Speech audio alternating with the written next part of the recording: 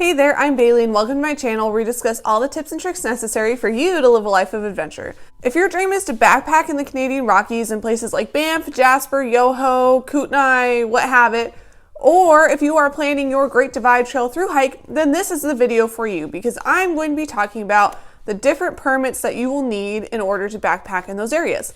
So one of the biggest downsides to hiking in the Canadian Rockies is just that you need so many permits in order to go anywhere, and it can be a really overwhelming process if you're trying to plan your trip several months in advance and you've never been there before.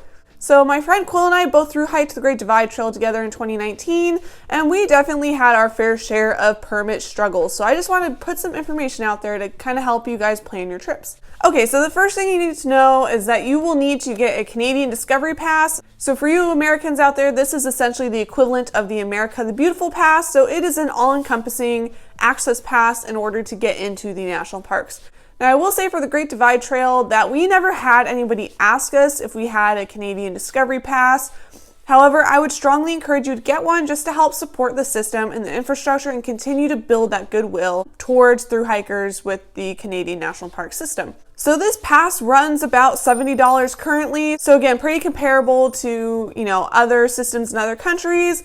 They check it more for people that are driving in, but you can buy one, when you hike into your first park or by visiting a parks office. So Quill and I just picked up our Discovery Passes when we were in Waterton Lakes National Park at the beginning of our hike. So the second thing that you will need, which is the biggest headache of basically all through hike planning for the Great Divide Trail, would be your national parks backcountry permits. So you need a backcountry permit for every single night that you spend camping in the backcountry in a national park. So, this does not include front country. If you are camping in the campground in Waterton Lakes, you don't need one. But if you are walking in and setting up your tent anywhere, then you need a backcountry permit for that night, whether it is a reserved spot or not. So most areas do need a specific site reservation just because these parks are very popular. If you think about Banff, a lot of people love to come hike the rock wall, and so you will need to say, I am staying at the Flow Lake campground on this night and have your site booked. That way you are not taking somebody else's site. Of course, this is definitely a headache to plan, and so if you haven't already checked out part 1 on the different types of campsites, then I would check that out, as well as the link to the Great Divide Trail Association website, which has, example itineraries and that kind of thing to help you plan your trip. Fortunately, not all areas do need a specific reservation. There are some areas in the national park, so specifically like Owen Creek and Jasper, the House River floodplain, Miette River, Six Pass alternate, etc., where you just basically, it's like a random camping kind of thing. So you still need the backcountry permit, but you don't need to say I'm staying at this site. You can just pick an area and camp there as long as you follow leave no trace principles. No matter where you stay, you're going to have to pay at this time $10.02 per night for each reservation, as well as a reservation fee for the whole thing, which is about $11. It is really wise if you can plan all of your sites ahead of time. That way you aren't paying multiple reservation fees. So you can reserve all of your sites for Banff, Yoho, Kootenai, and Jasper all at the same time on Parks Canada.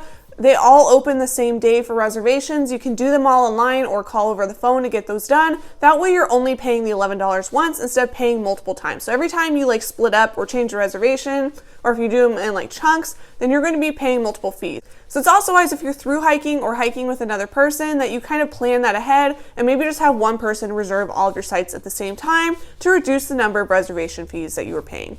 And again, you can do those all online, in person, or over the phone. This year is a little different because of COVID, so reservations are actually opening on April 16th for those 4 parks. Typically, they open in January, so you definitely have to plan ahead. It works out quite nicely for folks this year if you're already in Canada.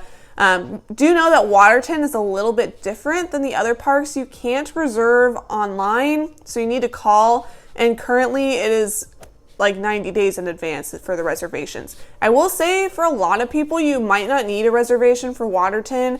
When we hiked in, we just stayed at the main campground in town, and then we're able to hike outside of the park the next night and didn't need an overnight reservation. So my other tip that I do want to say about the national parks is that when you are doing your reservations, try to grab your sites that are in your most popular areas and popular trails first, and then grab your other ones later. So there's certain areas that the Great Divide Trail goes through that do require a reservation, but people don't typically hike through those areas just because they're not as well known or as well maintained. And so the places that you'll definitely want to target first for picking your sites on reservation day when it opens up would be the Egypt Lakes and Ball Pass area inside Banff National Park. Campsites that are along the Rockwall Trail, so Flow Creek, Helmet, those kinds of places before you get to Section D.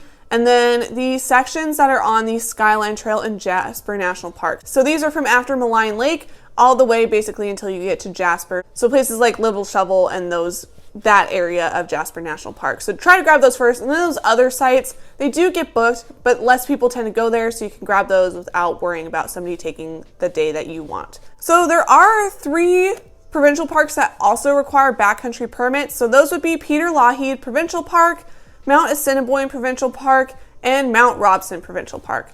So those 3, they all have a little bit different policies, but they're fairly similar. So they all charge about $10 to $12 per night, as well as a reservation fee. Mount Robson opens on March 1st for reservations. Peter Lougheed is 90 days ahead, and Mount Assiniboine is 2 months ahead of time. You do need to know for Mount Assiniboine, it's just for the peak season. So from June 26th, I believe, through September 30th is when you need a reservation, which is when most hikers are going through, right? For Mount Assiniboine, the only 2 places you need a reservation inside the provincial park or for Magog Lake and Og Lake. If you are going to be camping somewhere else, then you can just hike through and you don't need a reservation. However, it is really important that if you're hiking the Great Divide Trail to please try to get a reservation. This is new, it's not in the guidebook. That's an issue that we had, is that we didn't know they had changed the reservation system for Mount Assiniboine, and a lot of GDT hikers were hiking through in 2019 without a permit just because they didn't know.